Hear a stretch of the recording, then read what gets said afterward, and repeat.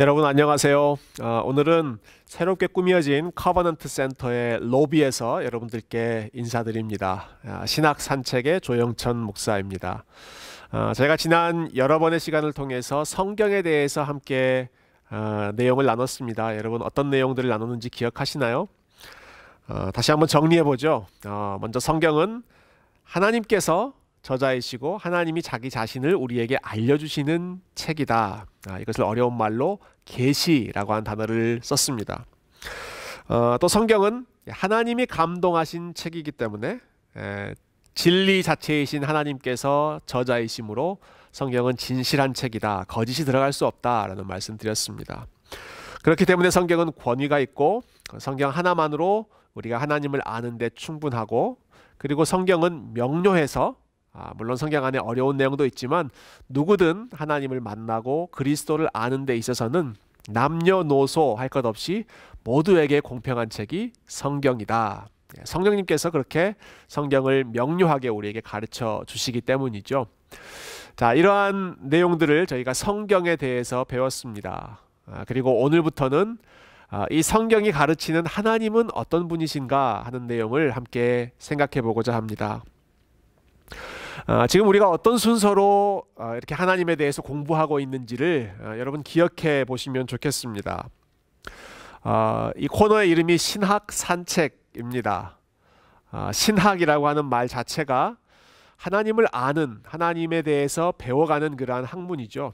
그렇다고 한다면 신학 산책의 첫 번째 주제는 아마 하나님이 되어야 마땅할 것 같습니다. 하나님에 대한 공부이니까 하나님부터 시작하는 게 맞겠죠. 그렇지만 우리가 하나님을 주제로 시작하지 않았고 성경을 주제로 이 내용을 시작했습니다.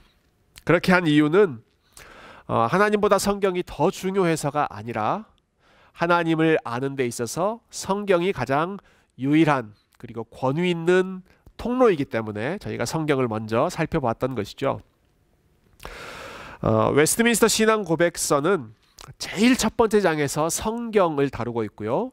그리고 그 다음 2장부터 하나님에 대한 내용을 설명하고 있습니다. 저는 이 순서가 굉장히 중요하다고 생각합니다. 그렇게 순서를 진행하고 있는 이유는 먼저는 성경을 통해서만 하나님을 알 수 있다는 원칙을 보여주는 것이죠. 그리고 또한 그와 더불어서 우리가 하나님에 대해서 알아갈 때 성경이 가르치는 방식대로, 그리고 성경이 말하고 있는 내용을 근거로 해서 하나님을 알아가고 하나님을 믿는 것, 이것이 우리가 하나님을 알아가는 올바른 순서이기 때문에 그렇습니다. 이 부분을 다시 한번 강조해 드리고 싶은데요. 왜냐하면 이제 많은 사람들이 하나님에 대해서 생각할 때 혹은 신에 대해서 이야기할 때 대부분 자기 자신이 생각하는 신에 대한 개념을 바탕으로 설명합니다. 예를 들어 신이라면 이러이러한 존재여야 해. 신이라면 이러이러한 일들을 하시는 분이어야 해. 라고 하는 그러한 생각들은 어디 다른 데서 온 것이 아니라 본인이 생각했을 때 신이라면 이런 존재여야 한다. 본인이 가지고 있는 신에 대한, 하나님에 대한 기대감을 투영해서 그렇게 표현하고 있는 것이죠. 하지만 우리는 어디서부터 시작하고 있습니까? 내가 하나님에 대해서 이러이러하실 거야 라고 생각하는 우리의 생각에서 출발하지 않고 하나님께서 그분 자신에 대해서 나는 이런 존재야 라고 말씀해 주시는 성경으로부터 시작하고 있습니다. 다시 한번 반복하죠. 우리가 가진 하나님에 대한 생각, 개념, 어떠한 선입견, 그것으로부터 시작해서 하나님 이러이런 분이실 거야 라고 생각하는 것이 아니라, 결론 내리는 것이 아니라 하나님께서 그분 자신에 대해서 말씀을 통해서 나는 이런 존재다. 그리고 내가 원하는 것은 이러한 것이다. 내가 하는 일은 이러이러한 일들이다 라고 분명히 말씀해 주신 그 성경의 원리를 바탕으로 하나님을 공부하고 또 하나님을 믿고 하나님을 알아가는 것이죠. 설령 그렇게 하나님께서 알려주신 내용이 내가 생각하는 하나님에 대한 생각과 좀 다르고 혹시 내가 기대했던 내용과는 차이가 있다고 할지라도 우리에게는 다른 선택지가 없습니다. 하나님께서 우리에게 주신 성경을 바탕으로 하나님께서 알려주신 방식, 그리고 하나님께서 알려주신 내용을 바탕으로 하나님을 알아가는 것이 우리가 하나님을 믿는 올바른 순서입니다. 그래서 성경으로부터 하나님으로 넘어가고 있다라는 것을 기억하시면 좋겠습니다. 자, 그러면 오늘 우리가 하나님에 대해서 생각해 볼 주제, 첫 번째 주제는 삼위일체입니다. 하나님은 삼위일체의 하나님이시다라고 하는 내용이죠. 벌써 이 삼위일체라고 하는 단어를 들으시자마자 아마 거부감이나 혹은 실망감을 느끼시는 분이 계실지 모르겠습니다. 아니, 삼위일체라고요? 내가 하나님에 대해서 알고 싶은데 그 첫 번째 내용이 삼위일체라니, 나는 그것을 알고 싶지 않습니다. 혹시 그런 반응을 보이시는 분이 계실지 모르겠네요. 내가 하나님에 대해서 알고 싶은 내용은 다른 겁니다. 하나님은 사랑이라든지 하나님은 나와 함께 하시는 분이라든지 그런 내용 듣고 싶습니다. 이렇게 생각하시는 분이 계시겠죠. 그래서 제가 조금 전에 뭐라고 말씀드렸습니까?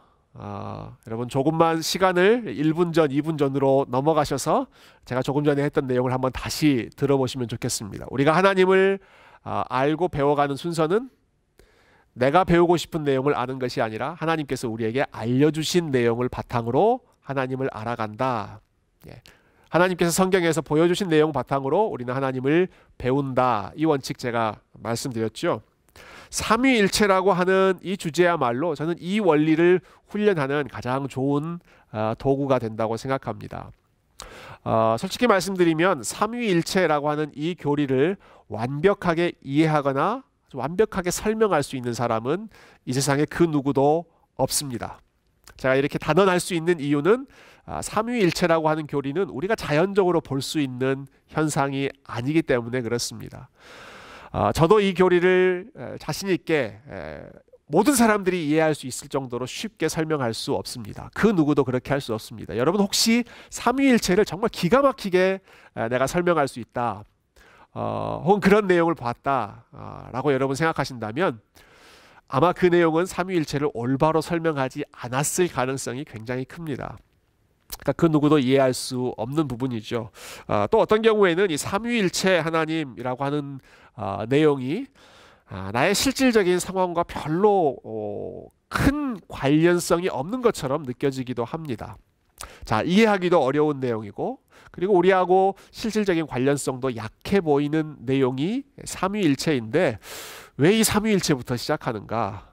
그것은 하나님께서 성경에서 나는 성부, 성자, 성령으로 존재하는 삼위일체 하나님이다 라고 말씀하셨기 때문입니다.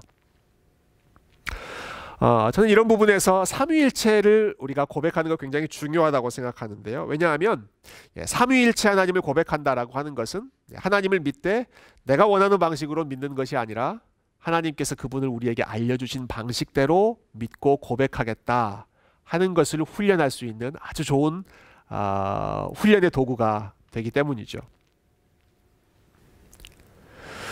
뿐만 아니라 하나님이 삼위일체 하나님이시다라고 하는 사실을 고백하는 것은 우리가 믿고 따르는 이 기독교 신앙이 사람에게서 유래한 종교가 아니라 하나님께서 우리에게 가르쳐 주시고 알려주신 계시라고 하는 사실을 잘 보여주는 증거입니다. 한번 생각해 보시면 좋겠습니다. 만일 어떤 사람이 이 기독교 신앙을 정리하고 이렇게 사는 것이 옳다라고 어떤 종교의 체계를 만들어준다라고 한다면 저는 삼위일체 교리를 말하기가 쉽지 않았을 거라고 생각합니다. 얼핏 이해하기도 쉽지 않고 다 설명하기도 어려운 그런 내용을 왜 굳이 사람이 설명하고 그것들을 주장하겠습니까? 더 많은 사람들이 받아들이기를 원하는 그러한 신앙 체계를 만든다라고 했을 때에는 삼위일체 같은 내용은 들어가는 게 아니라 오히려 빠져 있거나 아니면 하나의 액세서리 정도로 그냥 살짝 들어가는 것이 필요할 것입니다. 그러나 우리의 머리로 잘 이해하기도 쉽지 않은 이러한 교리가 기독교 신앙의 중심으로 자리 잡고 있다라고 하는 것은 이 기독교 신앙이 어떤 머리 좋은 사람, 종교적인 감수성이 뛰어난 사람이 만들어낸 결과물이 아니라 하나님께서 존재하는 방식을 우리에게 절대적으로 알려주시고 나는 이러한 존재니까 너희는 이렇게 나를 고백하고 믿어라 가르쳐 주신 내용이고 그것을 보여주는 증거이죠. 기독교와 다른 종교 그리고 기독교의 하나님과 다른 종교에서 말하는 신의 가장 큰 차이점, 삼위일체이냐 그렇지 않느냐라고 하는 부분입니다. 그럼 모든 종교에서 신에 대해서 이야기하고 있지만 삼위일체라고 하는 개념을 고백하고 또 높이는 그러한 종교는 없습니다. 여러분, 각 종교마다 비슷한 윤리적인 체계가 있습니다. 살인하지 말아라, 도둑질하지 말아라, 혹은 남에게 대접받고 싶은 대로 너도 남을 대접하라. 이러한 내용들은 기독교에만 있는 것이 아니라 불교에도 있고 이슬람교에도 있고 또 여러 철학자들도 함께 가르치고 있었던 그런 내용이죠. 그러나 삼위일체라고 하는 사실, 하나님이 성부, 성자, 성령으로 계신다, 이분이 한 하나님이시다라고 하는 것은 불교에도 이슬람교에도 철학에도 어느 종교 윤리 체계에서도 찾아볼 수 없는 기독교만의 독특한 가르침입니다. 어떻게 이 독특한 가르침이 나올 수 있었겠습니까? 사람에게서 나온 종교가 아니라 하나님께서 성부, 성자, 성령으로 존재하신 그 하나님께서 우리에게 그 사실을 알려주셨기 때문에 그 이유 밖에는 이 교리를 설명할 수가 없는 것이죠. 좀 바꾸어 표현해 보자면 이 삼위일체 교리는 우리가 믿는 기독교 신앙이 인간에서부터 유래한 자연적인 종교가 아니라 하나님으로부터 우리에게 전해져 온 초자연적인 종교라고 하는 사실을 보여주는 아주 좋은 증거이기 때문에 우리가 삼위일체 하나님을 고백하는 것, 그분이 어떤 분이신지 다 이해하지 못한다고 할지라도 그분이 알려주신 대로 고백하는 것은 우리의 신앙에서 무척 유익하고 또 중요한 부분입니다. 그렇다면 삼위일체란 도대체 무엇인가? 이 삼위일체 교리는 굉장히 설명할 내용이 많이 있지만 오늘은 간단하게 그 정의에 관한 부분만 잠깐 다뤄보고 싶은데요. 웨스트민스터 신앙고백서 2장에서 삼위일체를 아주 간단하게 이렇게 설명하고 있습니다. 제가 읽어볼게요. 신성에 있어서 하나 되는 가운데 세 위격이 존재하시는데 성부, 성자, 성령 하나님은 본질과 권능과 영원성에 있어서 동등하시다. 벌써부터 좀 이 단어들이 좀 어렵죠. 뭐 위격이라고 하는 단어, 본질, 권능, 신성이라고 하는 단어가 우리에게 좀 익숙하지 않습니다. 조금 풀어서 이렇게 한번 설명해 보죠. 한마디로 하나님은 성부와 성자와 성령으로 계신다라고 하는 사실입니다. 왜 그렇게 계시는가? 하나님이 처음부터 그렇게 계셨습니다. 거기에 대한 이유를 우리는 알 수 없습니다. 그러나 성경이 분명하게 하나님을 성부, 성자, 성령 하나님으로 고백하고 있습니다. 그에 대한 성경적인 증거들을 좀 살펴볼까요? 마태복음 28장에 예수님께서 제자들에게 마지막으로 하셨던 말씀, 아버지와 아들과 성령의 이름으로 세례를 주라. 이때 내 이름으로 세례를 주라 하지 않으셨고 성부와 성자와 성령의 이름으로 세례를 주라 말씀하셨습니다. 또 사도 바울이 성도들을 축복할 때에도 저희가 예배를 마칠 때 축도할 때도 항상 이렇게 하죠. 그리스도의 은혜와 하나님 아버지의 사랑과 성령의 교통하심, 이 세 가지를 언급하고 있습니다. 또 마태복음 3장에 보면 예수님께서 세례 받으시는 장면이 있죠. 그 본문이 이렇게 기록되어 있습니다. 예수께서 세례를 받으시고 곧 물에서 올라오실새 하늘이 열리고 하나님의 성령이 비둘기같이 내려 자기 위에 임하심을 보시더니 하늘로부터 소리가 있어 말씀하시되 이는 내 사랑하는 아들이요 내 기뻐하는 자라 하시니라. 굉장히 중요한 본문인데요. 한 사건입니다. 한 장소에 같은 시간 안에 예수님이 계셨고 그리고 예수님을 향해서 이는 내 사랑하는 아들이라고 말씀하시는 아버지가 계셨고 그리고 그 예수님 위에 비둘기와 같은 형상으로 내려오시는 성령님이 계셨습니다. 즉 삼위일체는 한 존재가 이렇게 저렇게 다른 옷을 입고 다른 역할을 하는 것이 아니라 각각의 구별되는 성부와 성자와 성령 하나님이 계신다라고 하는 사실이죠. 그런데 이 성부, 성자, 성령 하나님은 모두 다 하나님, 완전한 신적인 속성을 가지고 계셔서 본질과 영광과 능력에 있어서 어느 한 분이 다른 분보다 더 우월하거나 열등하거나 하는 것이 아니라 모두가 똑같이 하나님이시고 그래서 모두가 똑같이 우리의 존귀와 영광을 받으시기에 합당하신 분이십니다.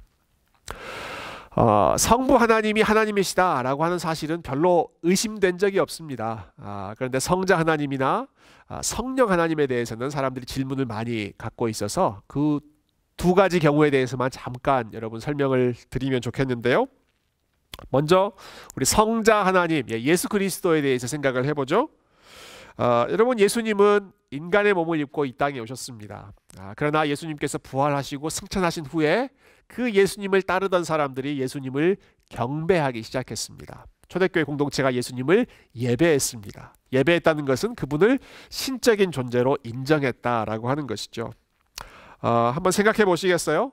오랜 시간 동안에 예수님과 직접 시간을 같이 보내고 또 직접 그분의 생김새를 보고 그분과 대화했던 사람들, 나와 같은 공간 안에 있었던 그분인데, 그런데 그분을 하나님으로 인정하게 되었다, 예배하게 되었다라고 하는 것은 놀라운 변화입니다. 이분이 우리와 똑같은 인간의 모습으로 오셨지만 똑같은 인간이 아니라 하나님이셨다라고 하는 것을 그들이 깨닫고 인정하게 되는 것이죠. 예수님을 예배한 사람들 중에는 예수님과 함께 3년 동안 시간을 보냈던 제자들도 있었습니다. 예수님을 예배한 사람들 중에는 놀랍게도 예수님과 함께 어렸을 때 성장했던 육신의 동생들도 있었습니다. 굉장히 중요한 부분인데요. 성경에서 야고보서 또 유다서 같은 본문들은 예수님의 친동생이었던 야고보와 유다가 쓴 복음서인데, 아마 어렸을 때는 형 이렇게 부르지 않았겠습니까? 예수님을 향해서. 그런데 그렇게 형이라고 고백했던 예수님을 더 이상 형이라 부르지 않고 나의 주요, 나는 그분의 종입니다 라고 고백하기 시작하죠. 이것은 예수님은 인간 정도가 아니라 이분은 진정한 하나님이셨다, 이것을 가장 분명하게 인정하고 보여주는 중요한 증거라고 생각합니다. 특히 초대교회 공동체를 처음에 형성했던 사람들이 대부분 유대인이었다라고 하는 것, 여러분 기억하시면 도움이 될 것 같아요. 여러분, 유대인은 유일신 하나님만 섬기는 것을 최고의 사명으로 생각했던 사람입니다. 십계명의 첫 번째 계명이 너는 나 외에는 다른 신을 섬기지 말라 하는 것이었죠. 하나님 한 분을 섬기는 것 이외에 다른 것을 우상숭배라고 철저히 배척했던 사람들이 유대인들이었는데, 그러한 백그라운드를 가지고 있는 사람들이 성부 하나님만이 아니라 그들이 얼마 전까지만 해도 같이 시간을 보냈던 예수 그리스도를 하나님으로, 성부 하나님과 동등한 하나님으로 예배하기 시작했다라고 하는 것이 삼위일체 교리의 아주 중요한 시작점이죠. 성령 하나님에 대해서는 우리가 간단하게 생각해 보죠. 저희가 지난주 금요일에 함께 나눴던 사도행전 5장 본문이 이 부분을 잘 설명해 주는 좋은 사례라고 생각합니다. 아나니아와 삽비라라고 하는 두 사람이, 부부가 하나님 앞에 거짓말을 했습니다. 밭을 팔고 땅을 판 후에 일부만 하나님 앞에 드리면서 이것이 전부입니다 라고 거짓말을 했죠. 그때 베드로가 그 두 사람을 향해서 처음에는 이렇게 이야기합니다. 너희가 성령을 지금 속이고 있다. 그리고 나서 두 번째는 또 이렇게 이야기합니다. 너희가 사람을 속이는 것이 아니라 하나님을 속이는 것이다. 자, 이 두 가지를 우리가 연결해 보면, 성령을 속이는 것은 하나님을 속이는 것이다. 성령은 하나님과 같은 존재, 성령님이 하나님이시구나 라고 하는 것. 그러니까 성부 하나님, 성자도 하나님, 성령님도 하나님, 이 세 가지 모두가 하나님으로서 신성을 공유하고 우리의 찬양과 경배를 받으신다는 것이 삼위일체의 아주 중요한 기본, 기초입니다. 자, 조금 어려운 내용, 좀 딱딱한 내용이지만 한번 정리해 보죠. 여러분, 성부, 성자, 성령이라고 하는 구별된 존재가 계시고요. 그리고 이 세 분은 모두 하나님이시고, 그래서 성부도 우리의 예배를 받으시고, 성자도 우리의 예배를 받으시고, 성령도 우리의 예배를 받으시고, 성부께서 우리를 사랑하시고, 성자께서 우리를 사랑하시고, 역시 성령께서 우리를 사랑하십니다. 그래서 우리가 하나님을 믿는다, 또 하나님께 예배한다고 했을 때는 언제나 이 세 분에게 함께 영광을 돌리는 일입니다. 삼위일체는 기독교 신앙에 또 예배에 있어서 굉장히 중요한 위치를 차지하고 있습니다. 우리가 세례를 베풀 때 아버지와 아들과 성령의 이름으로, 성부, 성자, 성령의 이름으로 세례를 주노라 이렇게 고백하죠. 우리가 기도할 때 성부 하나님께 기도하되 성령님의 도우심으로 그리고 성자 되신 예수 그리스도의 이름으로 기도합니다. 예배를 마칠 때 성부, 성자, 성령의 축복을 선언받으면서 세상으로 파송됩니다. 즉 우리가 깊이 의식하지는 못하고 있지만 우리의 신앙생활에 있어서 이 삼위일체 교리가 근본적인 역할을 차지하고 있다. 이 삼위일체는 한 시간에 이렇게 또 짧은 시간 안에 다 설명하기가 쉽지 않습니다. 그래서 오늘은 삼위일체에 대한 간단한 정의, 그리고 삼위일체가 어떠한 의미를 갖는지, 그리고 왜 이것을 고백하는 것이 중요한지에 대해서 잠깐 나누었습니다. 앞으로 다음 시간에 구체적으로 성부, 성자, 성령 하나님께서 무슨 일을 하시고 우리에게 어떤 도움을 주시는지를 살펴보도록 하겠습니다. 그러나 다음 시간으로 넘어가기 전에 여러분 꼭 기억하십시오. 하나님이 삼위 하나님으로 계신다. 이것은 사람의 머리에서 나올 수 있는 생각이 아니라 하나님께서 우리에게 알려주신, 가르쳐주신 계시이고, 기독교가 다른 종교와 동등한 선상에 있지 않고 기독교가 유일하게 하나님을 예배하는, 그리고 하나님을 섬기는 종교라고 하는 것을 알려주는 표시이고 증거이고, 신비 중에 신비이고, 그런데 이 신비 중에 신비를 우리에게 알게 하신 것은 하나님의 은혜 중에 은혜이다. 여러분 이 사실을 기억하시고 이번 주도 여러분 삼위 하나님과 함께 동행하시고, 또 저희가 다시 함께 모였을 때 우리 성부, 성자, 성령 하나님을 마음껏 함께 높이고 사랑하는 우리 복된 성도님들이 다 되시기를 주님의 이름으로 축복드립니다. 감사합니다.